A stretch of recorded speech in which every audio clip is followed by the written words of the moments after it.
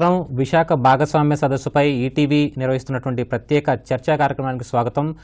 రాష్ట్రంలోని పెట్టుబడులకు సంబంధించినటువంటి అవకాశాలపై సిఐఐ అలాగే రాష్ట్ర ప్రభుత్వం సంయుక్తంగా నిర్వహిస్తున్నటువంటి విశాఖ భాగస్వామ్య సదస్సుకు సంబంధించి ఇక్కడ చర్చా వేదిక ఈటీవీ కొనసాగిస్తోంది. అయితే ఇందులో 7 లక్షల కోట్ల రూపాయలకు సంబంధించి పెట్టుబడులకు సంబంధించి అవగాహన ఒప్పందాలు కుదుర్చుకునేందుకు కూడా రాష్ట్ర ప్రభుత్వం సిద్ధంగా ఉంది. అయితే ఈ పెట్టుబడులు ఏ మేరకు రాష్ట్రానికి వస్తాయి, అలాగే ఎంతవరకు సఫలీకృతం అవుతాయన్న అంశాలకు సంబంధించి కొంతమంది నిపుణులు మన ఈటీవీ స్టూడియోకి వచ్చారు. ప్రస్తుతం ఏపీఐసి రాష్ట్ర ప్రభుత్వం తరఫున APIIC chairman doctor P Krishnaiah మనతో ఉన్నారు. అలాగే ఆర్థిక రంగ విశ్లేషకులు అనంత్ గారు ఉన్నారు. అలాగే AP chambers of commerce federation అధ్యక్షులు డాక్టర్ పి ముతవరపు మురళకృష్ణ గారు ఉన్నారు. అలాగే సిఐఐ ప్రతినిధి డాక్టర్ రామకృష్ణ గారు కూడా ఉన్నారు. సార్, ముందుగా సిఐఐ నుంచి ఈ చర్చా కార్యక్రమాన్ని మొదలు పెడదాం. అసలు భాగస్వామ్య సదస్సు నిర్వహిస్తుంది విశాఖలో. దీనికి సంబంధించి ఏం ఆశిస్తున్నాం రాష్ట్ర ప్రభుత్వం? అంటే 2-3 రకాల పాసిబిలిటీస్ ఉంటాయండి. ఒకటేమన్నా investments in the state and same time how the technologies are changing, what are the new trends is happening in the world. Suppose ఇప్పుడు ఇండస్ట్రీ రివల్యూషన్ 4 అంటున్నారు. World is going to be in disruption in the industry side. So new possibilities ఏ రకంగా వస్తున్నాయి, ఏ రకమైన చేంజెస్ని Indian industry has to look into it, ఈ యాంగిల్లో ఏమేమి పాసిబిలిటీస్ ఉంటాయి, కొత్త ఆపర్చునిటీస్ ఏముంటాయి, అట్లాగే ప్రజెంట్ ఇండస్ట్రీస్ ఏ రకమైన చేంజెస్ తీసుకురావాలి, అట్లాగే ఇండియాలో ఉన్న ఇండస్ట్రియలిస్టులు పాత అంటే అదర్ పార్ట్ ఆఫ్ ద వరల్డ్లో ఉన్న ఇండస్ట్రియలిస్ట్తో భాగస్వామ్యంతో ఏ రకమైన కొత్త ప్రొడక్ట్స్ని తీసుకురావచ్చు, కొత్త సొల్యూషన్స్ని మనం ఇన్బౌండ్ అండ్ అవుట్బౌండ్ అంటే అదర్ పార్ట్స్ ఆఫ్ ద వరల్డ్కి మనం ఏమి ఎక్స్పోర్ట్ చేయడానికి ఆపర్చునిటీస్ ఉన్నాయి, అవన్నీ డిస్కస్ చేయడానికి పాసిబిలిటీస్ వస్తాయి. అంటే వాస్తవానికి రెండోసారి కూడా విశాఖని ఎంచుకోవడానికి, భాగస్వామ్య సదస్సు కోసం ఎంచుకోవడానికి కారణం ఏంటంటారు? Of course, Andhra Pradesh is a sunrise state and we have a lot of opportunities and we have a wide coast area, and again our CM is more proactive in all these aspects. He is able to talk in the new technologies more effectively and ఈ యాంగిల్లో వీటన్నిటిని investment అంటే implement చేయడానికి కూడా government is in four-front in changing the what ever the course of actions. Even Andhra Pradesh is number 1 in is of doing business. All that parameters is one of the reasons. అంటే తర్వాత రాష్ట్ర ప్రభుత్వం ప్రతినిధిగా మీరు చెప్పండి, ఈ భాగస్వామ్య సదస్సు ద్వారా రాష్ట్ర ప్రభుత్వం కానీ ఆంధ్రప్రదేశ్కి ఏమేమి వనరులు ఉన్నాయి, ఏం అవకాశాలని ప్రపంచానికి చాటి చెప్పే అవకాశం ఉందంటారు? ఆంధ్రప్రదేశ్కి ఈరోజు ఉన్నటువంటి పరిస్థితుల్లో కొత్తగా ఏర్పడిన రాష్ట్రం అయినప్పటికీ అవకాశాలు పుష్కలంగా ఉన్నాయి. ఉదాహరణకి మనకి ఇటీవల కాలంలో ముఖ్యంగా గత 200 సంవత్సరాలుగా కొత్త రాష్ట్రాన్ని జాతీయ అంతర్జాతీయ వేదికల మీద మనకున్నటువంటి వివిధ బలాలు వాటిని ప్రొజెక్ట్ చేయడం జరిగింది. ఈ రోజుల్లో చిన్న వస్తువులు, ఇటీవల కాలంలో టీవీల్లో కారపొడి కూడా ప్రకటనల ద్వారా ప్రచారం చేసుకుంటున్నటువంటి రోజులు ఇవి. అటువంటిది కొత్తగా ఏర్పడిన ఒక చిన్న రాష్ట్రాన్ని ప్రపంచ పటం మొత్తం చూసుకున్నట్లయితే చాలా చిన్న రాష్ట్రం మంది. అయినప్పటికీ మనకున్నటువంటి బలాల్ని ప్రపంచంలో ఉన్నటువంటి అన్ని పారిశ్రామిక రంగాలకి పరిచయం చేస్తూ గౌరవ ముఖ్యమంత్రి గారు పెద్ద ఎత్తున కృషి చేస్తున్నారు. వివిధ దేశాల పర్యటనలు కావచ్చు, అదేవిధంగా ఇటీవల దావోస్ పర్యటన కావచ్చు, ఇవన్నీ ఆ ప్రక్రియలో ఒక అంతర్భాగమైనటువంటి విషయాలు. ప్రధానంగా స్ట్రెంగ్స్ చూసినట్లయితే ఆర్బీఐ సెప్టెంబర్ 16 నివేదిక ప్రకారం, బులెటిన్ ప్రకారం ప్రైవేట్ రంగంలో దేశంలోనే మొట్టమొదటి స్థానంలో పెట్టుబడుల్ని మనం ఆకర్షించగలిగినటువంటి మొట్టమొదటి రాష్ట్రంగా ఆర్బీఐ ప్రకటించింది 2016 సెప్టెంబర్ బులెటిన్లో. అదేవిధంగా ఇటీవల కాలంలో మీరు గమనించినట్లయితే కేంద్ర ప్రభుత్వం ఎనర్జీ రంగంలో ప్రకటించిన అనేక అవార్డులు మన రాష్ట్రానికి వస్తున్నాయి. ముఖ్యంగా విద్యుత్తుని ఆదా చేసుకుని ఈ కన్జర్వేషన్ ఆఫ్ ఎనర్జీ సెక్టర్లో ఆంధ్రప్రదేశ్ చాలా గొప్పగా మనం ప్రయత్నం చేస్తున్నాం. మనకి ఈరోజు విద్యుత్ ఉత్పత్తి దాదాపు 1300 మెగావాట్లు కలిగి 24 గంటలు పరిశ్రమ రంగానికి విద్యుత్ ఇవ్వగలిగిన స్థితిలో మనం ఈరోజు ఉన్నాం. 4వది, మనకు కావాల్సినటువంటి ఎగుమతులకు దిగుమతులు అవసరమైన పోర్ట్లు, అంటే కృష్ణపట్నం కావచ్చు, గంగవరం కావచ్చు, విశాఖపట్నం కావచ్చు, బాగా డీప్ వాటర్ పోర్ట్స్ అంటారు వీటిని. తద్వారా మనం విదేశాల నుంచి ముడి సరుకులు తేవాలన్నా లేదా మన ఉత్పత్తులు ఎగుమతి చేయాలన్నా అనువైనటువంటి పోర్ట్లు ఉన్నాయి. అదేవిధంగా రహదారులు దాదాపు ఒక 6000 కిలోమీటర్లు కలిగినటువంటి నేషనల్ హైవేస్ మనకున్నాయి. తర్వాత అన్నిటికన్నా ముంచి గత 2 సంవత్సరాలుగా ప్రభుత్వం చేసిన కృషి వల్ల, విధానాల వల్ల, రిఫార్మ్స్ వల్ల వ్యాపారం చేయాలంటే, పెట్టుబడులు పెట్టాలంటే, పరిశ్రమ రావాలంటే అనుకూలమైనటువంటి ఒక వాతావరణాన్ని సృష్టించగలిగాం. దాన్నే ఈజ్ ఆఫ్ డూయింగ్ బిజినెస్ అంటారు. అటువంటి అనుకూలమైనటువంటి పరిస్థితులు, సానుకూలంగా ఎవరైనా ఒకరు వచ్చి పెట్టుబడి పెడతానంటే అన్ని అనుమతులు సకాలంలో ఇవ్వటం, వాళ్ళకి ఎటువంటి ఇబ్బందులు లేకుండా ఎస్కార్ట్ చేయటం, భూ కేటాయింపులు త్వరితగతిన ఇవ్వటం, భూ ధరలు కూడా తక్కువగా ఉండవు, ఇటువంటి ఉండటం వలన పెట్టుబడులు పెట్టేదానికి అనుకూలమైన రాష్ట్రంగా దేశంలోనే మొదటి స్థానాన్ని మన రాష్ట్రం కలిగి ఉన్నది. అదేవిధంగా రాబోయే రోజుల్లో ఇంకా మరికొన్ని కొత్త ఎయిర్పోర్ట్లు మనం నిర్మించిన అవకాశం ఉంది. చెన్నై బెంగళూరు ఇండస్ట్రియల్ కారిడార్ ప్రతిపాదన ఒకటి నడుస్తూ ఉంది జైకా ఆధ్వర్యంలో. అదేవిధంగా వైజాగ్ చెన్నై ఇండస్ట్రియల్ కారిడారు. చివరిగా చెప్పాలంటే మ్యాన్ పవర్. మన రాష్ట్రంలో దాదాపు 370 ఇంజనీరింగ్ కాలేజీలు ఉన్నాయి. అదేవిధంగా 18 యూనివర్సిటీలు ఉన్నాయి, 108 ఫార్మా కాలేజీలు ఉన్నాయి, సుమారు 400 ఇన్స్టిట్యూషన్స్లో మేనేజ్మెంట్ కోర్సులు ఉన్నాయి. IIT, IIIT, JNTU, IISER, NID, SRM, గీతం ఇటువంటి విద్యా సంస్థల ద్వారా కావాల్సినంత మ్యాన్ పవర్ను మనం పరిశ్రమల వాళ్ళకి, వ్యాపారస్తులకి అందించే అవకాశం ఉంది.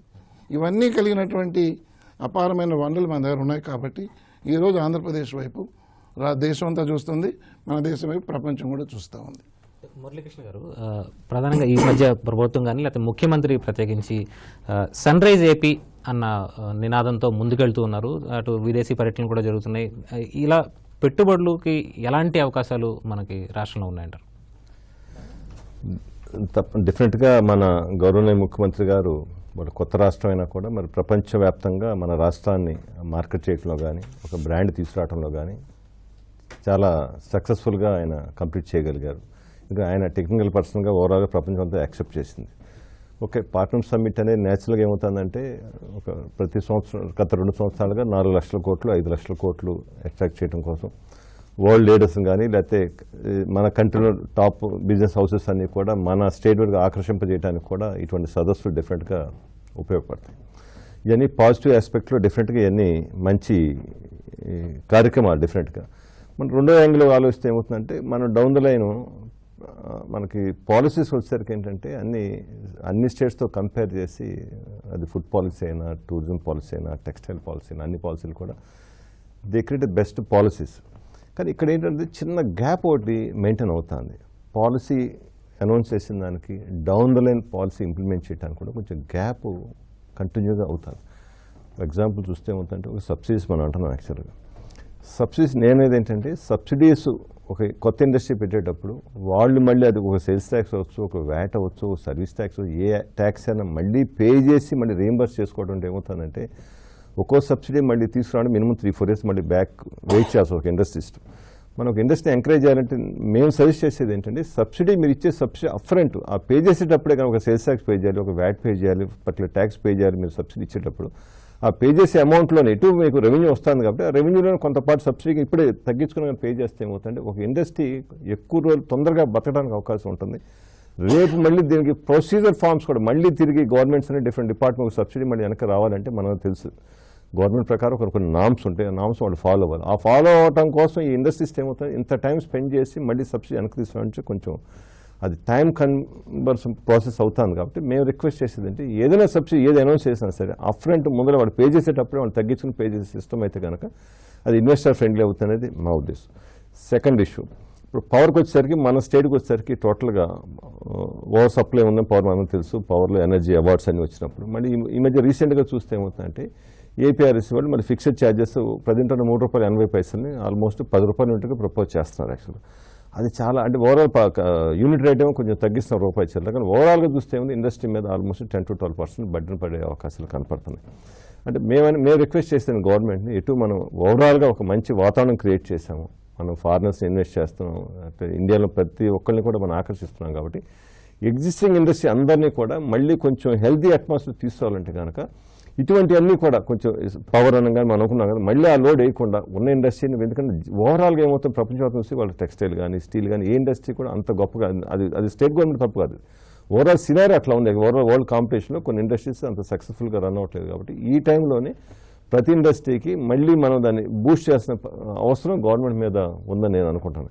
ఇప్పుడు అట్లాగే మనం ల్యాండ్స్ వద్దు. యాక్చువల్ ఒక ఇండస్ట్రీ పెట్టాలంటే ఇప్పుడు 2 రకాలు. ప్రతి ఒక్కరు ఫస్ట్ స్టార్ట్ విత్ ల్యాండ్ అంటారు. యాక్చువల్ ల్యాండ్ కూడా ఏమవుతుందంటే వాళ్ళ ఒక గవర్నమెంట్ ఏపీసీ ద్వారా ఇవ్వాలంటే వాళ్ళు ఎక్వైర్ చేసి మళ్ళీ ఆ ల్యాండ్ మీద వాళ్ళు మళ్ళీ కొంత అమౌంట్ లోడ్ చేసుకొని మళ్ళీ ఆ ల్యాండ్ రోడ్స్ ఇన్ఫ్రాస్ట్రక్చర్ కోసం మళ్ళీ అమౌంట్ లోడ్ చేసి ఇవన్నీ లోడింగ్ అయ్యేసరికి ఏమవుతాం ఓవరాల్గా కాస్ట్ పెరిగిపోతుంది. యాక్చువల్గా నేనేది ఏంటంటే రేపు మళ్ళీ మీరు ఇండస్ట్రీకి సబ్సిడీ ఇచ్చి పెట్టే బదులు ఆ ల్యాండ్ ఆ ఇన్ఫ్రాస్ట్రక్చర్ కాస్ట్ మొత్తం గవర్నమెంటే భరించి ఏపీఐసీ ఎందుకంటే ఒక ఆర్గనైజేషన్ కాబట్టి అది భరించగలదు ఏపీఐసీ కాబట్టి ఆ లోడ్ కొంచెం ఇన్వెస్టర్స్ తగ్గించి రీజనబుల్ రేట్కి ల్యాండ్ కూడా అలాట్ చేసే మార్గం చేయమని మేము రిక్వెస్ట్ చేస్తాం. రెండో విషయం ఏంటంటే ఓకే ల్యాండ్ అందరికి ఇవ్వలేనప్పుడు ఒక ల్యాండ్ ఎగ్జిస్టింగ్ ల్యాండ్ ఓనర్స్ ఎవరు ఉన్నారనుకోండి వాళ్ళకి వచ్చేసరికి ఇన్ఫ్రాస్ట్రక్చర్ లింకేజ్ అనేది కొంచెం ఎర్లీగా ఎందుకు అందుకని ల్యాండ్ అనేది అందరికి ఇవ్వలేని పరిస్థితి కూడా ఉండొచ్చు ఎందుకంటే ల్యాండ్ షార్టేజ్ ఉంటుంది కాబట్టి కొత్తగా ఇండస్ట్రీ ఎవరైనా వాళ్ళకు ఉన్న ల్యాండ్ వాళ్ళు పెట్టినప్పుడు వాళ్ళు జోన్స్ క్రియేట్ చేశారు. గ్రీన్ జోన్ రకరకాల జోన్స్ క్రియేట్ చేసినప్పుడు ఏమవుతుంది చాలామంది ల్యాండ్ ఉన్నా గవర్నమెంట్ ల్యాండ్ రానప్పుడు వాళ్ళ ల్యాండ్లో పెట్టుకోవాలన్నా కూడా ఏమైనా కొన్ని ఇండస్ట్రీ పెట్టుకుని ఇబ్బంది పరిస్థితి ఏర్పడుతుంది కాబట్టి ఆ జోనల్ రెగ్యులేషన్స్ కూడా కొంచెం రిలాక్స్ చేయమని మేము కోరుకోవడం జరుగుతుంది. అనంత్ గారు, ప్రత్యేకించి ఇప్పుడు ప్రస్తుతం ప్రపంచం అంతా కూడా ఇటు భారతదేశంలో కూడా ఆర్థిక మందగమనం నడుస్తుంది. ఇలాంటప్పుడు మనం రాష్ట్ర ప్రభుత్వం కానీ సిఐ కానీ ఊహించినట్టుగా మనకు పెట్టుబడులు ఆ మేరకు వచ్చే అవకాశం ఉందంటారా? అంటే పెట్టుబడులు రావటం అనేది ఇప్పుడున్న పరిస్థితుల్లో ఇప్పుడు భారతదేశంలో కానీ లేకపోతే రాష్ట్రంలో కానీ లేకపోతే ఇంటర్నేషనల్గా కానీ చూసుకున్నట్టయితే అంత సులభంగా రావు. 99 2000లో వచ్చిన పరిస్థితి వేరు, ఇప్పుడున్న పరిస్థితి వేరు. ఎందుకంటే మనకి 4-5 ముఖ్యమైన అంశాలు చూసుకున్నట్టయితే ఒకటి ప్రతి కంపెనీ పెద్ద కంపెనీ ఏదైతే పెట్టుబడులు పెట్టాలో వాళ్ళు గత 10 ఏళ్లలో ఆల్రెడీ విపరీతమైన అప్పులు పెరిగినాయి. సో ఇంకా కొత్తగా అప్పులు తీసుకొచ్చి పెట్టి పరిస్థితి అయితే అతి తక్కువ మంది దగ్గర ఉంది. అది ఒకటి. సెకండ్ ఏంటంటే ప్రపంచవ్యాప్తంగా మనం చూసుకున్నట్టయితే 99 నుంచి ఇప్పుడు దాకా అయితే గ్లోబలైజేషన్ లాంటిది ఏదైతే జరిగిందో ఇప్పుడు అది రివర్స్ గ్లోబలైజేషన్లో స్పెషల్లీ ట్రంప్ వచ్చిన తర్వాత ఇక మొత్తం ఇండస్ట్రీస్ అన్నీ మీరు వెనక్కి రావాలనే పరిస్థితుల్లో ఇక్కడికి రావాలి అని అంటే ఫస్ట్ ఆఫ్ ఆల్ ఇండియా రావాలని అంటే ఒక ఇంపార్టెంట్ రీజన్ కనపడాలి వాళ్ళకి. దాంట్లో మళ్ళీ ఆంధ్రప్రదేశ్ రావాలంటే ఇండియా మొత్తం మీద ఇంపార్టెంట్ రీజన్ కనపడాలి. సో అది అంత సులభంగా జరగదు. ప్లస్ ఇంకోటి ఇండస్ట్రీ అంటే మనం పాతకాలంలో లాగా ఒక ప్లాంట్ పెడితే 50,000 మందికి ఉద్యోగాలు రావడం అనేది ఆ కాలం అయిపోయిందండి. ఇప్పుడు ఎక్కువ టెక్నాలజీ అనేది ఇంపార్టెంట్ అయిపోతుంది కాబట్టి అది చాలా పెద్ద సమస్య అవుతుంది. ఇప్పుడు మొన్న కూడా ఎవరో చెప్పడం ఏంటంటే యుఎస్లో గత నెక్స్ట్ 5 to 7 yearsలో పెద్ద ట్రెండ్ ఏమవుతుందనంటే డ్రైవర్లెస్ కార్లు ట్రక్కులు వస్తాయంట. ఒకవేళ కనుక అది వచ్చినట్టయితే సుమారు 15 లక్షల మంది డ్రైవర్లు ఉన్నారంట యూఎస్లో, ట్రక్ డ్రైవర్లు. మరి వాళ్ళ పరిస్థితి ఏంటి, మరి ఇప్పుడు రేపు ట్రంప్ వాళ్ళందరికీ ఉద్యోగాలు ఎట్టా ఇస్తాడు అనేది పెద్ద చర్చలా ఉంది. సో ఈ టెక్నాలజీ మారుతున్నప్పుడు ఏంటంటే అవుట్పుట్ బ్రహ్మాండంగా ఉంటుంది. ఇప్పుడు 1991లో 1999లో మన కంపెనీలు ఉత్పత్తి చేసిన దానికన్నా ఎక్కువ చేస్తున్నాయి, కానీ వాళ్ళు ఎంప్లాయ్ చేసేది మాత్రం చాలా తక్కువ మందిని ఉంటుంది. సో కంపెనీ రావటం పెట్టుబడి పెట్టడం అనేది ఎంత కష్టమో వచ్చిన కంపెనీలన్నీ ఉద్యోగాలు అన్ని వేలకు వేలు వస్తాయని అనుకోవటం కూడా అంత మంచిది కాదు అనుకుంటున్నాను. సో అందుకని నా ఉద్దేశం అయితే మాత్రం గవర్నమెంట్ పెద్ద కంపెనీలు ఎంకరేజ్ చేసి పెడతా ఉన్నా ఈ మదర్ ఇండస్ట్రీ లాంటిది వస్తే బాగుంటుంది. బట్ ముఖ్యంగా ఏంటంటే స్మాల్ అండ్ మీడియం సెక్టర్కి మాత్రం బాగా ఎంకరేజ్ చేయాలి. అది ప్రస్తుతం గవర్నమెంట్ ఫోకస్ అంత ఎక్కువ దాని మీద లేదు. ఒకవేళ గవర్నమెంట్ ఫోకస్ ఉన్నా మిగిలిన యంత్రాంగం చూసుకోకపోతే మిగిలిన ఎకో సిస్టంలో మిగిలిన పార్ట్ ఫర్ ఎగ్జాంపుల్ బ్యాంకులు ఉన్నాయి, వాళ్ళు అప్పులు ఇవ్వట్లేదు. అదేంటంటే వాళ్ళ సమస్యలు వాళ్ళకు ఉన్నాయి, బ్యాంకులు వాళ్ళకి. సో ఇటువంటి వాటిల్లో కనుక గవర్నమెంట్ డీల్ చేయగలిగితే ఉద్యోగ అవకాశాలు ఇంకా ఎక్కువ ఫాస్ట్గా పెరుగుతాయి. ఈ స్మాల్ అండ్ మీడియం ఎంకరేజ్ చేస్తూ ఉన్నప్పుడు పెద్ద పెద్ద ఇండస్ట్రీ వస్తే అది ఇంకా యాడెడ్ అడ్వాంటేజ్ లాగా ఉంటుంది. సో అది అటువంటిది చూసుకుంటే బాగుంటుందని నా అభిప్రాయం. ఇప్పుడు చిన్న విరామం తీసుకుందాం. విరామం తర్వాత చర్చ మళ్ళీ కొనసాగుతుంది. చర్చకు తిరిగి స్వాగతం.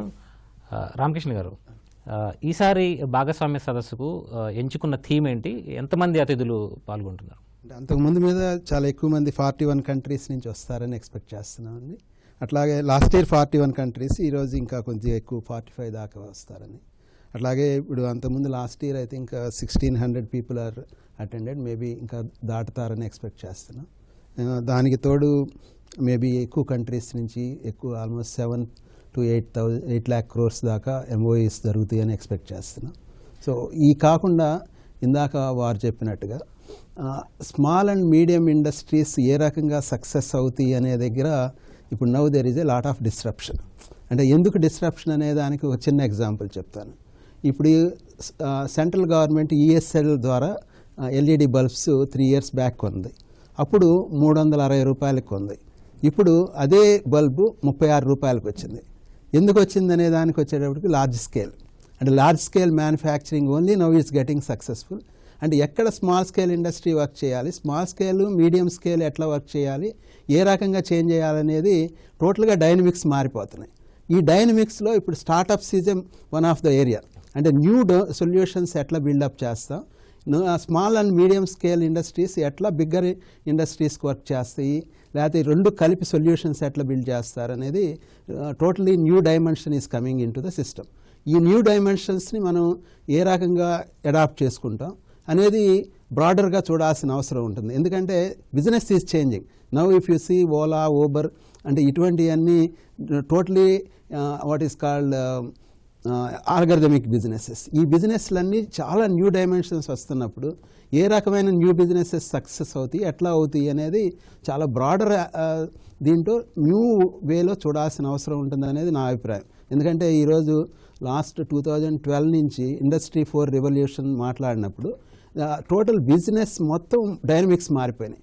ఓల్డ్ డైనమిక్స్తో మనం ఆలోచించినప్పుడు చాలామంది డిస్కషన్స్లో అయ్యే వస్తుంటాయి. ఎందుకంటే faster success is not going to be the future success. So we have to start understanding what are the new dynamics. అటువంటివన్నీ ఇక్కడ డిస్కషన్లోకి ఎక్కువ వస్తాయి అనేది నా ఎక్స్పెక్టేషన్. ఎందుకంటే one thing which we are all liking is CM is able to talk that technology startups మీద ఎక్కువగా ఇప్పుడు ఐఓటీ అనండి, లేకపోతే ఇవన్నిటి కూడా న్యూ డైమెన్షన్ ఆఫ్ బిజినెస్ని ఆయనకి చాలా క్లియర్గా అర్థమవుతుందనేది నా అభిప్రాయం. ఎందుకంటే మేము కూడా అటువంటి టెక్నాలజీస్ మీద వర్క్ చేస్తున్నాం కాబట్టి I'm able to relate the things with a lot of statistics from Gartner అని కానివ్వండి, ఫోరెస్టర్ అని కానీ. By 2020 something like 25 billion things are getting connected to the internet, more than I think 3 times of the world population. And almost 4 billion smartphones are going to be there with the people. That means almost 50% of the population has smartphones. So old way of dimensions అన్నీ మారిపోతాయి. ఇప్పుడు Uber అనేది తీసుకున్నప్పుడు almost the previously taxi utility is 8%, now it is reached to 28%. Thereby almost cost of the consumer is reduced to almost less than half. So these type of new dimensions is going to totally disrupt the entire businesses, but only challenge is how the business people are able to understand that dynamics and how we are able to change our manpower dimensions. That means how we change our education system. That is where really biggest challenges. అంటే ఈ startups కోసం CIA ప్రత్యేకంగా ఏమైనా చేస్తుందా? And already we are agreed అండి బేసిక్గా. And I think already some space is creating in Medha Towers, and CIA is going to start immediately. And in a new capital also we are going to get some land, and we are going to have because CIA has already some center of excellences in various cities. Similarly here startup center of excellence, and maybe we are thinking of innovative startup something like organization here in this. Krishnaiah గారు, వాస్తవానికి గత భాగస్వామ్య సదస్సుకి ఇప్పటికి ఎన్ని ఎంఓయూలు వాస్తవ పరిస్థితుల్లోకి వచ్చాయి, ఎన్ని రియాలిటీలోకి వచ్చాయి అంటారు? అంటే దీనికి కొంచెం ఉపోద్ఘాతం కూడా ఇవ్వాల్సిన అవసరం ఉందండి.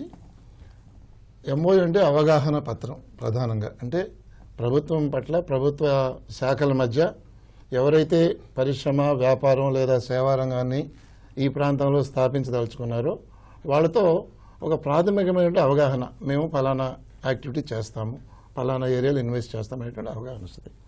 ఆ తర్వాత వివిధ రకాలైనటువంటి స్టెప్స్ ఉన్నాయి వాటిల్లో.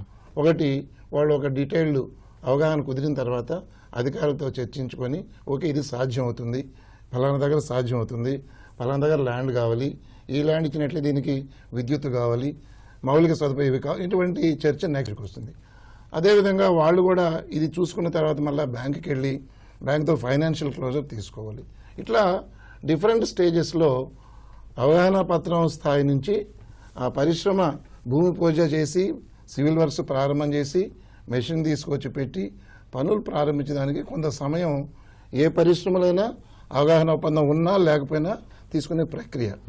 దానిలో భాగంగా మన రాష్ట్ర ప్రభుత్వం మేమేం చేసామంటే ఒకసారి అవగాహన పత్రాలు కుదుర్చుకున్న తర్వాత వెంటనే ఆ సంబంధించిన శాఖల అధికారులతో ఆ ఎవరైతే అవగాహన పత్రాలు సంతకం చేశారో వాళ్ళతో తరచూ సంప్రదించే ప్రక్రియ ప్రారంభం చేశాం.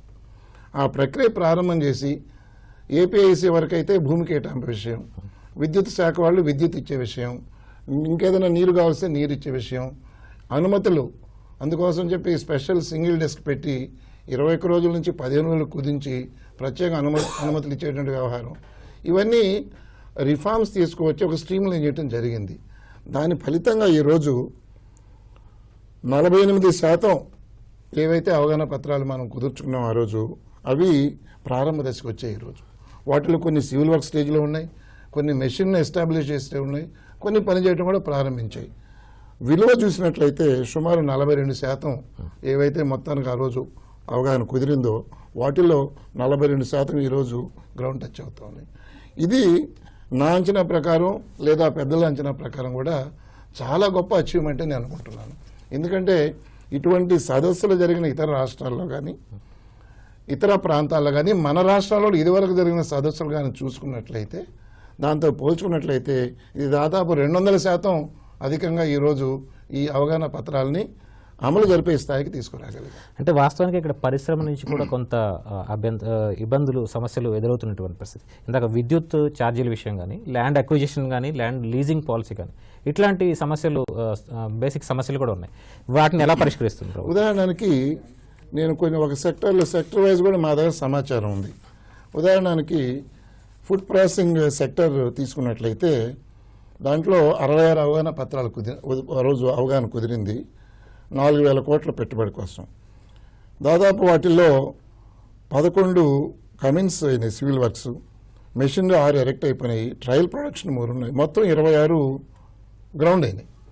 అయితే 15 సంస్థలు ఇంకా వాళ్ళ డీటెయిల్డ్ ప్రాజెక్ట్ రిపోర్ట్స్ కూడా ఇవ్వలేకపోయినారు. అంటే ఏంటి, అక్కడ వైబిలిటీ చూసుకోవాలి, ఫైనాన్షియల్ కమిట్మెంట్ బ్యాంక్ నుంచి రావాలి, ఇవన్నీ పరిశ్రమల వారి తరఫున కూడా అన్నీ చూసుకున్న తర్వాత కానీ పరిశ్రమ స్థాపించలేరు. కాబట్టి మనం అవగాహన పత్రం తీసుకున్న రోజు నుంచి పరిశ్రమ స్థాపించే స్థాయికి కొన్ని సహజమైనటువంటి ఇబ్బందులు ఉన్నాయి. కొన్ని ప్రభుత్వ పరంగా ఉంటాయి, కొన్ని ఏమో ఆ సంస్థ పరంగా కూడా ఉన్నాయి. ఇవన్నీ చూసుకున్నట్లయితే మొత్తం మీద చాలా గొప్ప స్థాయిలో మనం అనుకున్నటువంటి ప్రయత్నం ద్వారా 48% ఈ అవగాహన పత్రాలు ప్రారంభ స్థాయికి వచ్చాయి. పనులు ప్రారంభించి పరిశ్రమలు ముందుకు తీసుకెళ్లే స్థాయికి వచ్చాయి. నంబర్ వైజ్ చూసినట్లయితే, పెట్టుబడి వారుగా చూసినట్లయితే 42% వరకు అది అచీవ్మెంట్ అయింది. కాబట్టి మనం చాలా రైట్ డైరెక్షన్లో వెళ్తున్నాం అని చెప్పి నా నమ్మకం.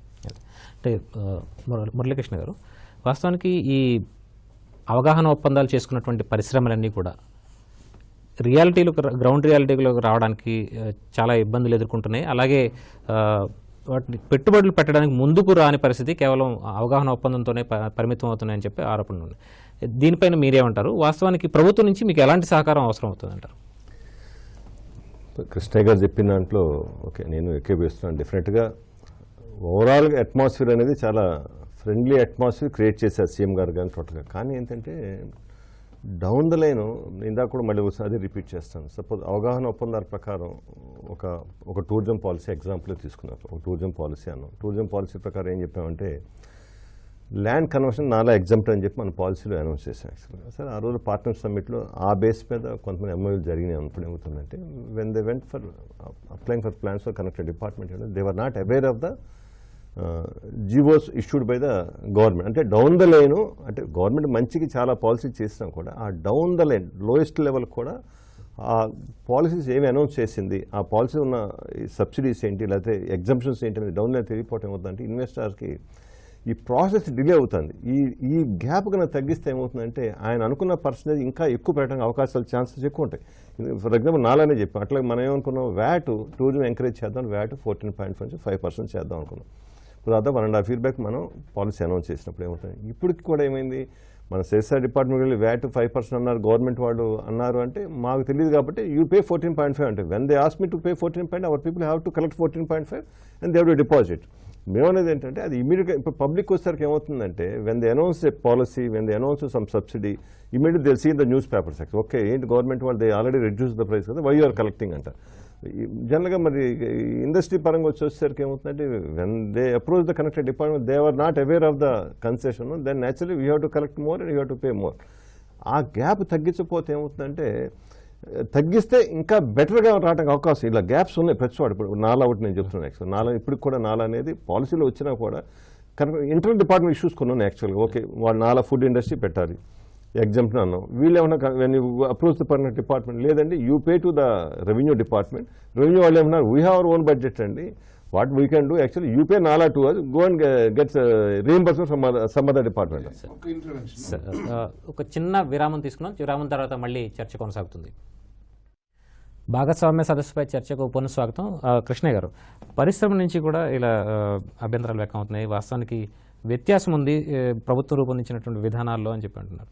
అది ఎంతవరకు వాస్తవం అంటారు? అంటే ప్రభుత్వం వివిధ శాఖల ద్వారా వాళ్ళ శాఖలకు చెందినటువంటి పాలసీస్ తీసుకొచ్చారు.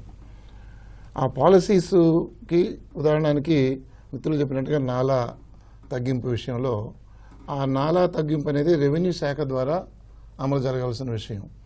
రెవెన్యూ శాఖ వారు ఈ వివిధ శాఖలు చెప్పినటువంటి ఈ సమస్యలన్నీ ఆ సంబంధిత శాఖ వారికి తీసుకెళ్ళి వారు దాన్ని పరిశీలించి దాని ద్వారా ఎంత రాబడి ప్రభుత్వానికి తగ్గిపోతుంది, దాన్ని ఏ విధంగా జీవో రూపంలో లేదా క్యాబినెట్ తీసుకెళ్ళి ఆర్డర్స్ ఇవ్వాలనేటువంటి ప్రక్రియలో అది నడుస్తూ ఉంది ఈరోజు. అదేవిధంగా వివిధ పాలసీస్ని వివిధ శాఖలతో సమన్వయం చేసుకుని అనుసంధానం చేసే దానికోసమని చీఫ్ సెక్రటరీ స్థాయిలో ఈ సమన్వయం కమిటీలు తరచుగా జరుగుతున్నాయండి. ఇదివరకంటే చూసినట్లయితే ఈ రోజుల్లో చాలా వేగంగా అనుమతులు రావటం కానీ, ఉదాహరణకి విద్యుత్ సబ్సిడీ గురించి చెప్పారు. దాదాపు 10 ఏళ్ల నుంచి పెండింగ్లో ఉన్నటువంటి విద్యుత్ సబ్సిడీలు రాష్ట్ర ప్రభుత్వం వచ్చాక ఈ ప్రభుత్వం వచ్చాక బాకీలతో సహా దాదాపు 2,400 కోట్లు పరిశ్రమ వాళ్ళకి ఇవ్వటం జరిగింది.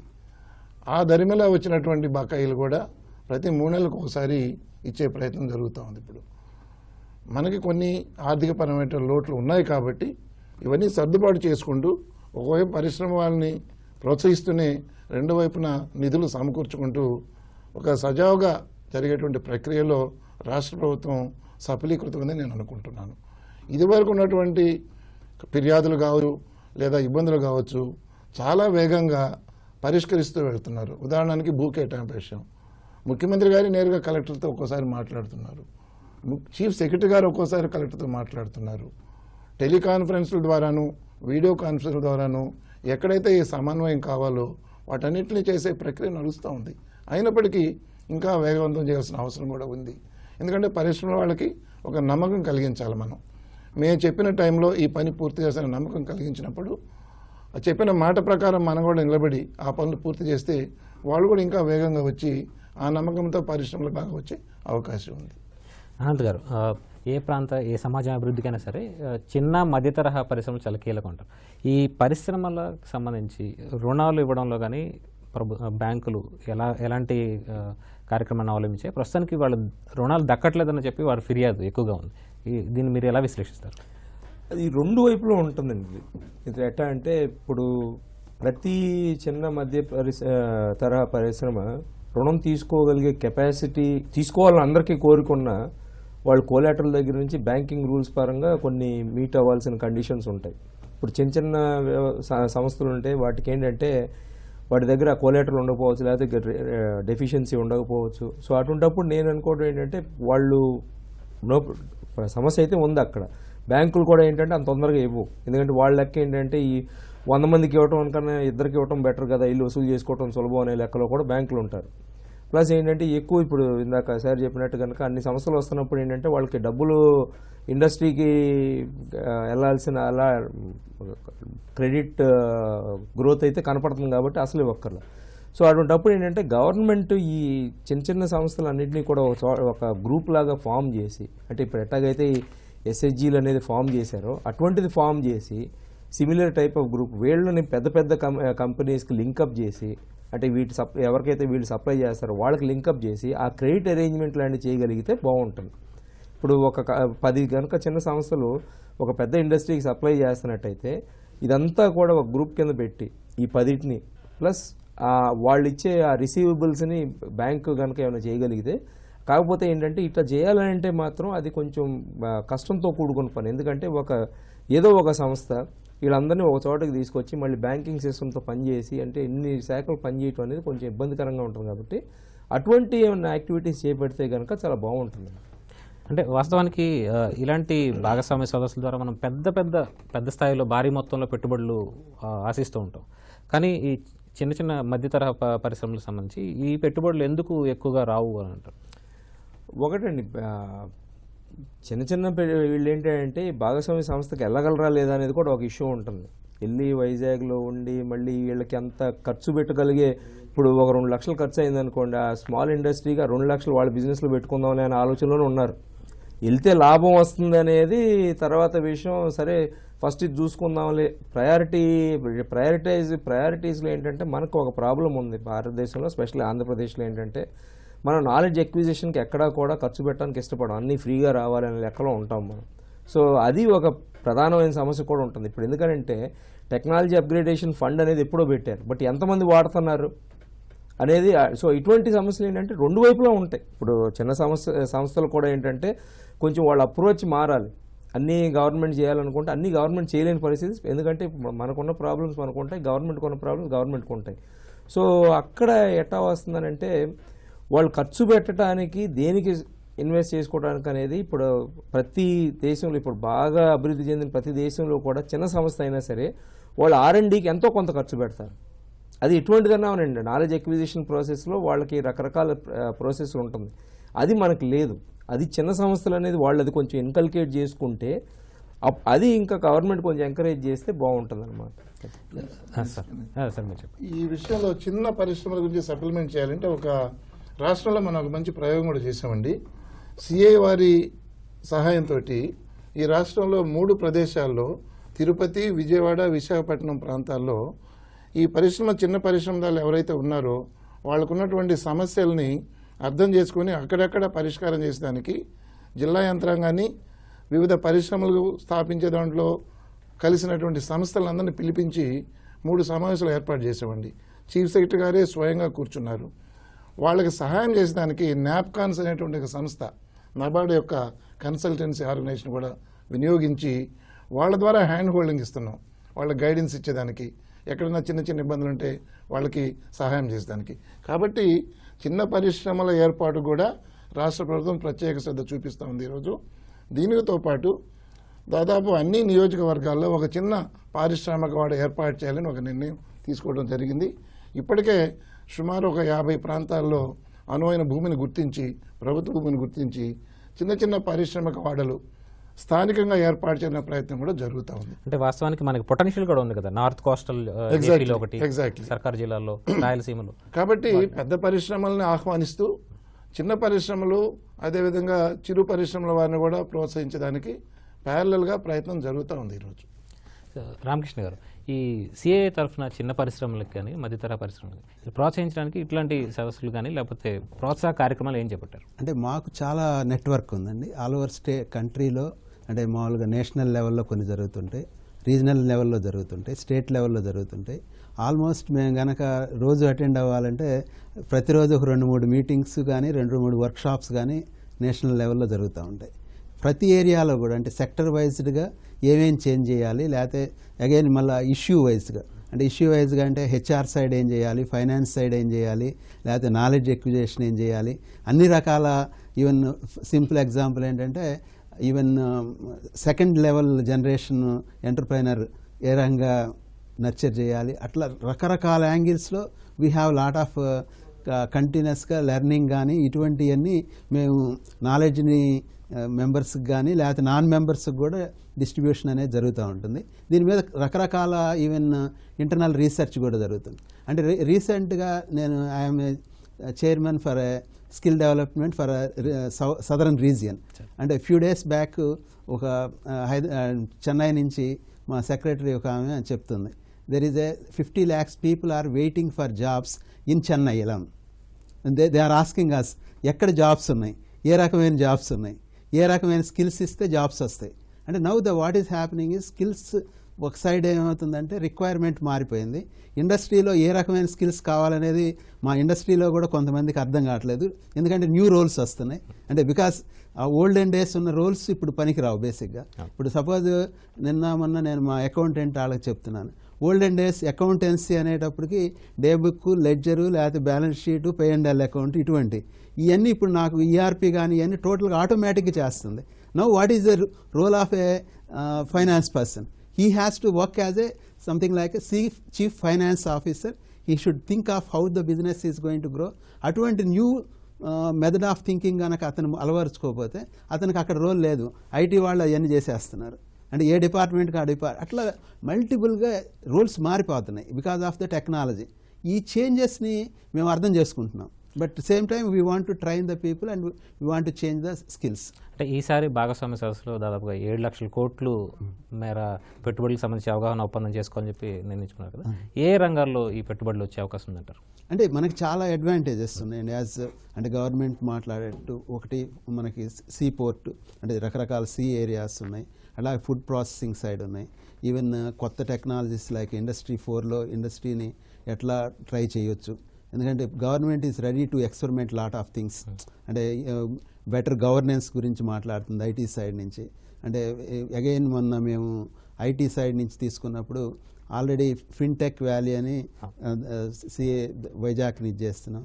Now the new dimension Amaravati area is going to be algorithmic city అని, అంటే Tirupati is going to be IoT అని, అట్లా రకరకాల డైమెన్షన్స్లో మీరు we are trying to work in almost all the segments.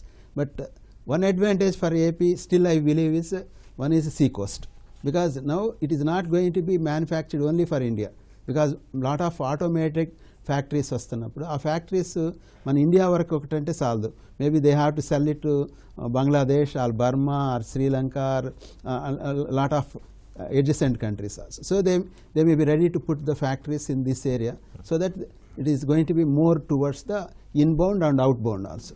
Sir Muralikrishna గారు, వాస్తవానికి ఈ మధ్య ప్రధానమంత్రి మోదీ గారు కానీ లేకపోతే ఇటు రాష్ట్ర ప్రభుత్వం చంద్రబాబు నాయుడు, ముఖ్యమంత్రి చంద్రబాబు కానీ బ్లూ ఎకానమీ మీద ఫోకస్ పెట్టారు. ఈ బ్లూ ఎకానమీలో ఉండే అవకాశాలు ఎలా ఉన్నాయి? మన లాంగ్ సీ కోస్ట్ కూడా ఉంది, దాదాపు 974 కిలోమీటర్ల తీర కూడా ఉంది. ఇది ఎట్లా వినియోగించుకోవచ్చు అంటారు అన్ని రంగాలుగా? అంటే ఇందాక మీరు రామకృష్ణ గారు చెప్పినట్టుగా పోర్ట్స్ అండి, మనకు వచ్చే మచిలీపట్నం పోర్ట్, మన నియర్ బై మచిలీపట్నం పోర్ట్ ఎప్పటి నుంచో లాంగ్ జూ ఉంది మచిలీపట్నం పోర్ట్ అనేది. మచిలీపట్నం పోర్ట్స్ డైనమిక్స్ కూడా చాలా చేంజ్ అయిపోతుంది. ఎందుకంటే మనకి ఈ 3 జిల్లాలకు కూడా ఏంటంటే మనకి కృష్ణపట్నం వస్తే నెల్లూరు ఉండిపోయింది యాక్చువల్గా, అటు మధ్యలో గ్యాప్ వచ్చింది యాక్చువల్గా. అందులో వాళ్ళ క్యాపిటల్ సిటీ అవ్వటం, మన హైదరాబాద్కి నియరెస్ట్ పోర్టు మచిలీపట్నం ఉండటం కూడా ఏముంటుందంటే మన మచిలీపట్నం పోర్ట్ అనేది మేజర్ రోల్ ప్లే చేస్తుందని నేను అనుకుంటున్నాను. ఇంకోటి కూడా ఇందాక మనం మిస్ అయ్యాం యాక్చువల్. ఇందాక ఎస్ఎంఈ సెక్టార్ గురించి మనం టాపిక్. ఎస్ఎంఈ సెక్టార్ నేననేది ఏంటంటే ఇప్పుడు ఈజ్ ఆఫ్ డూయింగ్ బిజినెస్ అనేది మనం ఓకే కొత్తగా ఇండస్ట్రీ స్టార్ట్ చేస్తున్నాం, మనం ఈజ్ ఆఫ్ డూయింగ్ ఎట్లా ఇస్తున్నాము ఆ ఫెసిలిటీ అనేది. ఎగ్జిస్టింగ్ కొన్ని వేల ఇండస్ట్రీస్ ఉన్నాయి. ప్రతి ఎస్ఎంఈ సెక్టార్లో ఏమవుతుందంటే ప్రతి ఇండస్ట్రీ రన్ చేయాలంటే కనీసం మినిమం 12 నుంచి 14 లైసెన్సులు కావాల్సి వస్తుంది. ఫైర్ లైసెన్స్ అనగానే ఎవరీ రెన్యూవల్ కావాల్సి వస్తుంది, పొల్యూషన్ కావాల్సి వస్తుంది, ఫ్యాక్టరీ లైసెన్స్. ఈ లైసెన్స్లన్నీ ఏమవుతుందంటే ఒక్కొక్కటి ప్రతి నెల ఒక లైసెన్స్ రెన్యూవల్ తిరగాలంటే చాలా కష్టం. కాబట్టి ఎగ్జిస్టింగ్ ఉన్న అన్ని ఎంఎస్ఎంఈ సెక్టర్ ప్రతి ఒక్కళ్ళకి కూడా ఆ మినిమం రెన్యూవల్ మినిమం 3 years చేసేసి ఒకసారి అన్ని రెన్యూస్ ఒకేసారి అప్లై చేసేసి 3 years దాకా ఏ ఎస్ఎంఈ వాళ్ళు కూడా ఎవరు కూడా ఏ డిపార్ట్మెంట్ చుట్టూ మళ్ళీ వెళ్ళే పని ఉండకూడదండి. అంటే ఈజ్ ఆఫ్ డూయింగ్ బిజినెస్లో మనం ఏంటంటే ఎగ్జిస్టింగ్ వాళ్ళందరూ కూడా సర్వైవ్ అవ్వాలండి. ఎందుకంటే ఒక ఇండస్ట్రీ కొత్తగా వచ్చే వాళ్ళందరూ ఏం చేస్తారు, ఎగ్జిస్టింగ్ వాడు హ్యాపీగా ఉంటారని కొత్త వాడు వస్తాడు. యాక్చువల్ ఎప్పుడైనా సరే ఎస్ఎంఈ సెక్టార్ బలంగా ఉంటుంది, అది స్టేట్ కానీ కంట్రీ కానీ బలంగా ఉంటుంది. ఇప్పుడు ఎస్ఎంఈ సెక్టార్కి వచ్చేసరికి ఇందాక నాప్స్కాన్ చెప్పి ఓకే నాప్స్కాన్ గవర్నమెంట్ చాలా మంచి స్కీమ్ పెట్టింది. ఎందుకంటే గవర్నమెంట్ ఉన్న స్కీమ్స్ కూడా చాలా వరకు డౌన్ ద లైన్ వెళ్ళట్లా. పబ్లిక్ కానీ ఇండస్ట్రీకి చాలా మంది తెలియదండి. ఆ అవేర్నెస్ ప్రోగ్రామ్స్ కూడా కొంచెం పెట్టాల్సిన అవసరం ఉంది. ఈ స్కిల్ డెవలప్మెంట్ ఒక కార్పొరేషన్ స్టార్ట్ చేశారు, డిఫరెంట్గా దానికి ఫండ్స్ అలాట్ చేశారు, దాన్ని డెవలప్ చేస్తారు. మేము సజెస్ట్ చేసింది ఏంటంటే స్కిల్ డెవలప్మెంట్ ఫండ్ అలా ఖర్చు పెట్టే బదులు ప్రతి ఇండస్ట్రీ వాళ్ళకు కూడా కొంత ప్రపోర్షన్ వాళ్ళకే ఇచ్చేస్తే వాళ్ళే దాన్ని ట్రైన్ చేసే అవకాశం ఉంటుంది. కాబట్టి డైరెక్ట్గా మళ్ళీ వాళ్ళు ఖర్చు పెట్టి వాళ్ళు ఇట్లా చేసే బదులు కొంత సెక్టార్ కొంతమంది ఎంప్లాయీస్కి వాళ్ళే స్కిల్ డెవలప్మెంట్కి వాళ్ళే అలాట్ చేసేస్తుంటే ఇండస్ట్రీ వాళ్ళే ట్రైన్ చేసుకుంటారు. కొంత వాళ్ళకి ఇండస్ట్రీ బతకడానికి అవకాశం ఉంటుంది. కాబట్టి వాళ్ళ వేజెస్ మీద కూడా తగ్గుతుంది అనేది మేము ఒక ప్రపోజ్ చేయడం జరిగిందండి. ఎందుకంటే SME sector major role play చేస్తుంది కాబట్టి. యాక్చువల్గా ఇప్పుడు చిన్న విరామం తీసుకుందాం, విరామం తర్వాత మళ్ళీ చర్చను కొనసాగిద్దాం. చర్చకు తిరిగి స్వాగతం. రామకృష్ణ గారు, మీరు స్కిల్ డెవలప్మెంట్ గురించి చెప్తున్నారు. అంటే బేసిక్గా ఏంటంటే అండి ఇప్పుడు ఓవరాల్గా ఇంటర్నేషనల్ కంపెనీస్ అన్నీ ఇండియాకి వస్తున్నాయి. న్యాచురల్గా ఏంటంటే ఇంటర్నేషనల్ స్టాండర్డ్స్ని దే ఎక్స్పెక్టింగ్. అంటే దాంట్లో క్వాలిటీ కానీ క్వాలిటీ పాలసీస్ ఎట్లున్నాయి, క్వాలిటీ టెస్టింగ్స్ ఎట్లున్నాయి, అటువంటి aspects they are very particular. ఎందుకంటే ఒక ప్రొడక్ట్ లాంగ్ లైఫ్ కావాలి, లేకపోతే ఇది కావాలన్నప్పుడు లాట్ ఆఫ్ టెస్ట్లు జరగాలి, లాట్ ఆఫ్ ప్రాసెస్ కావాలి. అట్లాగే skill also has to be align to that. అంటే ఈ రెండు జరగటంలో మామూలుగా Indian industry I feel is a failed. అంటే as industry we failed because ఏ రోజు కూడా మేము ఆ బెటర్ ఇంటర్నేషనల్ ప్రాసెస్ని అడాప్ట్ చేసుకోవడంలో వీ ఫెయిల్డ్. అంటే నేను జర్మనీలోను, జపాన్లోను, ఇజ్రాయెల్లోను ట్రైనింగ్ అయినప్పుడు నేను చూస్తే జపాన్లో ఉన్న ప్రాసెస్లు కనుక అడాప్ట్ చేస్తే మనం almost our productivity is going to be 20 times higher. దాన్ని నేను కొంత ఇంప్లిమెంట్ చేస్తే నాకు వితిన్ 2 monthsలో నా ప్రొడక్టివిటీ డబుల్ అయింది మా కంపెనీలో. సో ఇటువంటి ప్రాసెస్ని మనం ఎట్లా అడాప్ట్ చేస్తాం? ఇప్పుడు నాకు వస్తున్న ఇష్యూ ఏంటంటే, ఇప్పుడు ఎంఎన్సీస్ అన్ని ఇప్పుడు స్మార్ట్ సిటీస్ లేకపోతే వీటన్నిటిలో they are becoming a major bidders. వాళ్ళకి మేము సప్లై చేయాలి. మేము సప్లై చేయకపోతే వాళ్ళు ఎక్కడికి వెళ్తారు? ఇంటర్నేషనల్ ప్రొడక్ట్స్ తెచ్చుకుంటారు. మనం ఇంటర్నల్గా కనుక వాటిని సప్లై చేయాలి అంటే ఫస్ట్ థింగ్ ఈజ్ నేను వాళ్ళకి కన్విన్స్ చేయాలి, నేను తయారు చేసే ప్రోడక్ట్ బెటర్ది, నేను ఇంటర్నేషనల్ స్టాండర్డ్లో తయారు చేస్తున్నాను అనే దగ్గరికి వచ్చేటప్పుడు ఫస్ట్ నాకు వస్తున్న ఛాలెంజ్ ఏంటంటే అన్ని రకాల టెస్టులు, అన్ని రకాల దీనికి కావాల్సిన టెస్టింగ్ ఎక్విప్మెంట్ మన దగ్గర ఉందా? మన దగ్గర ఉందా అంటే ఇండియా మొత్తంలో ఓన్లీ 3-4 సెంటర్స్లోనే ఉంది. వన్ ఈజ్ ఢిల్లీ ఉంది, లేకపోతే బెంగళూరు వెళ్ళాలి, లేకపోతే ఇంకో చోట పూనా వెళ్ళాలి, లేకపోతే హైదరాబాద్, ఎక్కడో 4-5 సెంటర్లో ఉన్నాయి. అటువంటి టెస్టింగ్ సెంటర్స్ని మనం ఎట్లా అభివృద్ధి చేసుకుంటాం? That is one possibility. The second aspect is అటువంటి ప్రాసెస్లో వర్క్ చేయడానికి కావాల్సిన స్కిల్స్ని ఎట్లా ఇది చేస్తున్నాం. ఎందుకంటే అన్ఫార్చునేట్గా నేను ఈ మధ్య కనుక సిలబస్ తీసుకుంటే JNTUK for example electronics and instrument ECE తీసుకుంటే నా లెక్క ప్రకారం 60% సిలబస్ని తీసేసి కొత్త సిలబస్ పెట్టాలి. అటువంటి చేంజెస్కి మన టీచింగ్ కమ్యూనిటీ కానీ లేకపోతే ఎవరు ఎంత మట్టుకు రెడీ ఉన్నారు, ఎన్ని ఇంటర్లింకులు ఉన్నాయి. నేను ఇందాక కూడా నేను రాబోయే ముందు మాట్లాడుతుంటే ప్రొఫెసర్స్తో ఒక దీంట్లో చెప్తుంది ఏంటంటే, ఓకే మీరు చెప్పినట్టు అన్నీ మారుస్తామండి, మళ్ళీ వెళ్ళి గేట్ రాయాలి, గేట్లో ఆ సిలబస్ ఉంది, ఆ సిలబస్ మరి గేట్లో పాస్ అవ్వాలంటేనే ఇది చెప్పాలి, మీరు అడిగేది చెప్పాలి అంటే అది చెప్పాలా, ఇది చెప్పాలా. అంటే ఇక్కడ ఏమవుతుందంటే చాలా ఇంటర్ లింకింగ్స్ ఉన్నాయి. ఆ లింకింగ్స్ అన్ని సాల్వ్ చేయాలంటే రియల్గా గవర్నమెంట్, ఇండస్ట్రీ అండ్ ఈవెన్ రియల్గా ఇండస్ట్రీ కూడా నాట్ ఓల్డ్ ఇండస్ట్రీ కాదు. ఎందుకంటే వరల్డ్ వైడ్గా అనుభవాలుండి లేటెస్ట్ టెక్నాలజీతో వర్క్ చేసే ఇండస్ట్రీ కూర్చొని డిస్కస్ చేసి ఏ టెక్నాలజీస్ని ఏ రకంగా తీసుకొస్తే మనం ముందరకు వెళ్ళగలుగుతాం అనే దాని మీద చాలా ఇంపార్టెంట్ ఆస్పెక్ట్ అనమాట. ఇది అన్నీ అంటే మనం ఫ్రీగా మాట్లాడుకునేటప్పుడు అంటే లాజికల్గా మాట్లాడతాం, మనం స్టాటిస్టిక్స్తో మాట్లాడలేదు. We want to have a proper statistics, proper systems. అది ఇంటర్నేషనల్గా ఏం జరుగుతుంది, మన ప్రాక్టీసెస్ ఏమున్నాయి, వీటన్నిటినీ ఫుల్ అవగాహనతో మనం గనక చేయగలిగినప్పుడు సొల్యూషన్స్ వస్తాయి. అట్లా చేస్తున్న companies they are able to excel in India also. It's not that they are not doing. అటువంటి ఇండస్ట్రీస్ని మనం ఇక్కడ రోల్ మోడల్స్గా ఎట్లా తీసుకొస్తాం, ఆ ఇండస్ట్రీస్తో మనం ఎట్లా వర్క్ చేస్తాం అనేది చాలా ఇంపార్టెంట్ ఆస్పెక్ట్. మా ఛాంబర్స్లో కానీ లేకపోతే మా CIలో కానీ చాలా చోట్ల కూడా స్టిల్ ఓల్డ్ టైమర్స్ ఉన్నారు. ఓల్డ్ టైమర్స్ అంటే the people who are successful in the old age, but they need not be successful in the future. The technology is changing rapidly. దీన్ని మనం అవగాహన చేసుకోవాలనేది నా అభిప్రాయం. సార్ కృష్ణ గారు, ఈ పోర్ట్ లెడ్ డెవలప్మెంట్ అని చెప్పి ముఖ్యమంత్రి గారు కానీ అటు రాష్ట్ర ప్రభుత్వం కూడా బాగా ఫోకస్ పెట్టింది, ప్రియారిటీ సెక్టర్గా కూడా తీసుకుంది. ఇది ఎట్లా సాధ్యమవుతుందంటారు? ఇండస్ట్రీస్ ఏవి ఇక రావాల్సి ఉందంటారు? అంటే మనకి ఉన్నటువంటి స్ట్రెంగ్త్ సీ పోర్ట్స్ ఉన్నాయండి. మనకి విశాఖపట్నం ఎప్పటి నుంచో ఎస్టాబ్లిష్ అయినటువంటి గవర్నమెంట్ ఆఫ్ ఇండియా కంట్రోల్ ఉన్నటువంటి పోర్ట్ ఉంది. అదేవిధంగా గంగవరం ప్రైవేట్ పోర్ట్ ఉంది. ఇటీవల కాలంలో బాగా ప్రాచుర్యంలోకి వచ్చినటువంటి పోర్టు కృష్ణపట్నం పోర్టు. చాలా వరకు తమిళనాడులో చెన్నై పోర్టు కంజెషన్ వల్ల అయితేనేమి, అదేవిధంగా కొత్త పరిశ్రమలు ఆ చుట్టుపక్కల రావటం, శ్రీ సిటీ వగేరా, అది కూడా బాగా మన ఎక్స్పోర్ట్ ఇంపోర్ట్ పర్పస్ బాగా ఉపయోగపడుతూ ఉంది మనకి. ఎందుకంటే ఇప్పుడు మ్యానుఫ్యాక్చరింగ్ ప్రాసెస్ ఇంతకుముందు పెద్దలు చెప్పినట్టుగా మనం అన్నీ మన కన్జంప్షన్ కోసమే కాకుండా విదేశాలకు ఎగుమతి చేసేదానికి కూడా మనం పరిశ్రమలు స్థాపించినట్లయితే పోర్ట్స్ చాలా అవసరం అవుతాయి. అదేవిధంగా ముడి సరుకు దిగుమతి చేసుకునేదానికి కూడా మనకి పోర్ట్స్ చాలా అవుతుంది. ఉదాహరణకి ఈరోజు మన రాష్ట్రంలో సోలార్ పరిశ్రమ బాగా విస్తృతంగా రాయలసీమ జిల్లాలో కానీ కొన్ని జిల్లాల్లో బాగా ఉంది. కానీ ఆ ప్యానెల్స్ అన్నీ మనం ఇంపోర్ట్ చేసుకుంటున్నాం చైనా నుంచి, ఇతర దేశాల నుంచి. మరి సహజంగా దగ్గరలో పోర్ట్ ఉన్నట్టయితే కాస్ట్ ఆఫ్ ట్రాన్స్పోర్ట్ కావచ్చు, లాజిస్టిక్స్ చాలా ఈజీగా ఉంటుంది. అటువంటి ఉదాహరణకి విశాఖపట్నంలో ఫార్మా ఇండస్ట్రీ బాగా ఫోకస్గా ఉంది ఈరోజు. అక్కడ మనకి విశాఖపట్నం పోర్ట్ ఉంది కాబట్టి ఎగుమతులు చేసుకునేదానికి బాగా అనువుగా ఉంది. మరికొన్ని ఫార్మా ఇండస్ట్రీస్ ఆ ప్రాంతంలో వచ్చేది అనువుగా ఉంది. దీన్ని దృష్టిలో పెట్టుకొని రాష్ట్ర ప్రభుత్వం, కేంద్ర ప్రభుత్వం యొక్క సహకారంతో విశాఖపట్నం చెన్నై ఇండస్ట్రియల్ కారిడార్ ఒకటి, అదేవిధంగా బెంగళూరు చెన్నై ఇండస్ట్రియల్ కారిడార్ 2 ప్రతిపాదనలు తీసుకువచ్చి ఈ కారిడార్లో ట్రంక్ ఇన్ఫ్రాస్ట్రక్చర్, ముఖ్యంగా రోడ్లు, అదేవిధంగా కొన్ని నోడ్స్ ఐడెంటిఫై చేసి ఆ ప్రాంతంలో 10-15 వేల ఎకరాల భూమిని సేకరించి ఈ పోర్టుకు అనుసంధానం చేసుకుంటూ పరిశ్రమలు పెట్టినట్లయితే దిగుమతులు చేసుకోవటం, ఎగుమతులు చేయటం రెండూ అనుకూలంగా ఉంటున్న ఉద్దేశంతో ఆయా ప్రాంతాల్లో విశాఖపట్నాన్ని ఒక నోడుగా గుర్తించడం జరిగింది. అదేవిధంగా కృష్ణపట్నాన్ని ఒక నోడుగా గుర్తించడం జరిగింది. ఏర్పేడు, కాళహస్తి ఇంకో నోడుగా గుర్తించాం.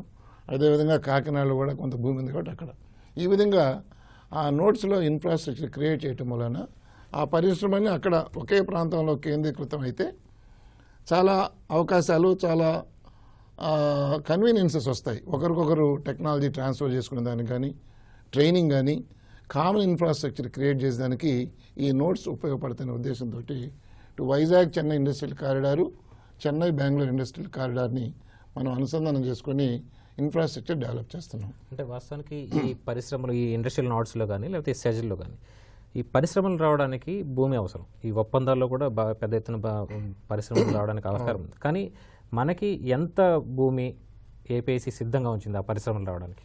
ఇప్పుడు ఉదాహరణకి విశాఖపట్నం నోడ్లో మాకు ఇప్పుడున్న బోర్డు కొద్దిగా ఒక 2,000 ఎకరాల వరకు మా ఎగ్జిస్టింగ్ ఇండస్ట్రియల్ పార్క్స్లో ఉన్నాయి.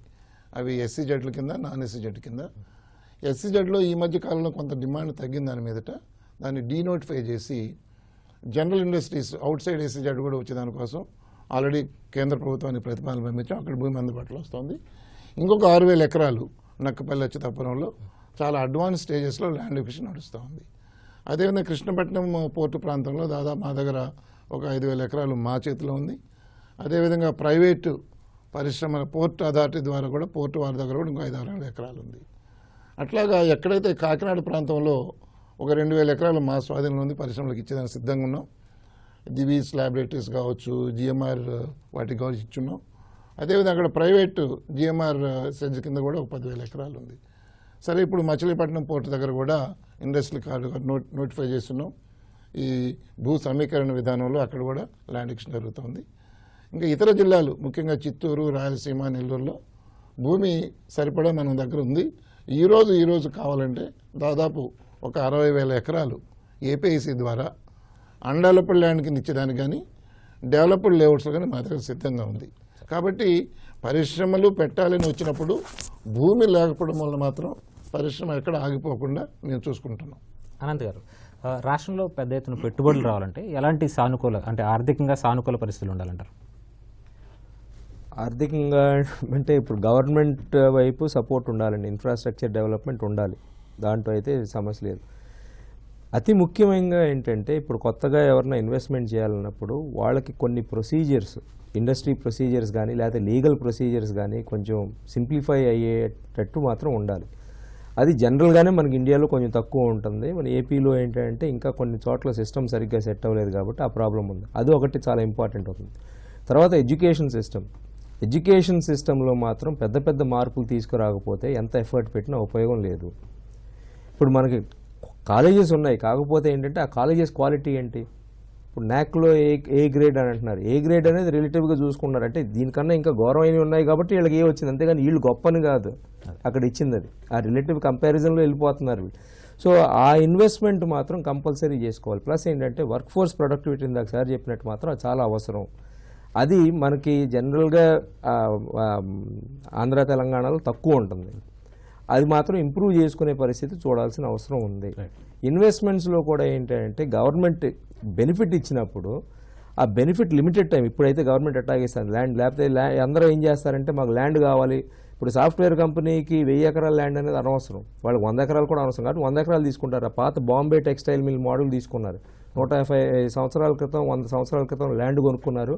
ఇవాళ ఆ కంపెనీలు బతుకున్నాయంటే కేవలం ల్యాండ్ మూలాన్ని. సో ఆ సిస్టమ్ కాకుండా వీళ్ళు హై మల్టిప్లయర్ ఎఫెక్ట్ ఉండే ఇండస్ట్రీకి మాత్రం ఇవ్వాలి గవర్నమెంట్ ఇచ్చే బెనిఫిట్. ఎందుకంటే ఇంతంత డెఫిసిట్ మీద గవర్నమెంట్ నడుస్తున్నప్పుడు ప్రతి ఒక్కళ్ళకి లైన్లో ఉన్నారు కాబట్టి ఇచ్చేయటం అనేది మాత్రం ఉపయోగం లేదు. మంచి ఇండస్ట్రీ ఏపీకి ఒక 20-30 ఏళ్ళు ఉపయోగపడుతుంది అనే దానికి మాత్రం బెనిఫిట్ ఇచ్చి తగ్గినట్టుకి తక్కువ ఇవ్వండి, నష్టం లేదు. సో అట్టా ఇస్తే బెటర్గా ఉంటుందని నా సార్ మురళీకృష్ణ గారు, ఇప్పుడు ఆక్వా రంగం అతిపెద్ద రెవెన్యూ జనరేషన్గా ఉంది ఇప్పుడు మన రాష్ట్రానికి. దీనికి సంబంధించి ఇంకా ఎలాంటి ప్రయత్నాలు చేయాలి ప్రభుత్వం దీన్ని ప్రోత్సహించడానికి? అంటే పాలసీగా మంచి పాలసీ అనౌన్స్ చేశారండి. వాళ్ళు ఫుడ్ ఇండస్ట్రీ పాలసీ చూస్తే ఆ సబ్సిడీస్ కానీ వాళ్ళు ఇచ్చిన ఇన్సెంటివ్స్ చూస్తే కనుక ఇండియాలో బెస్ట్ పాలసీ వాళ్ళు తీసుకురావడం జరిగిందండి. మనకి ఆక్వా డెఫినెట్గా మన స్టేట్ ఇండియాలో మంచి ర్యాంక్లో ఉంది వాళ్ళు ఆక్వా ఎక్స్పోర్ట్స్ చూసినా కూడా.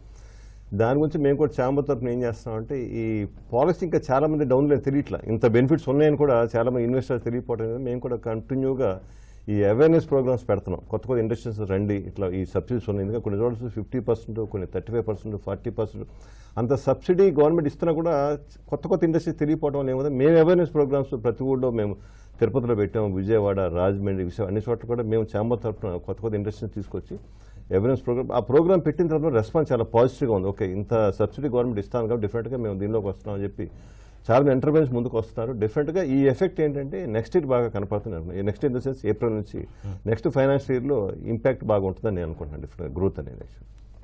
Thank you. ఇది మొత్తానికి సానుకూల విధానాలను అనుసరించడం ద్వారా పెద్ద ఎత్తున రాష్ట్రానికి పెట్టుబడులు ఆకర్షించే అవకాశం ఉందని చెప్పి వక్తలు అభిప్రాయపడుతున్నారు. నమస్కారం. కొద్దిసేపట్లో గంటారం ప్రసారం.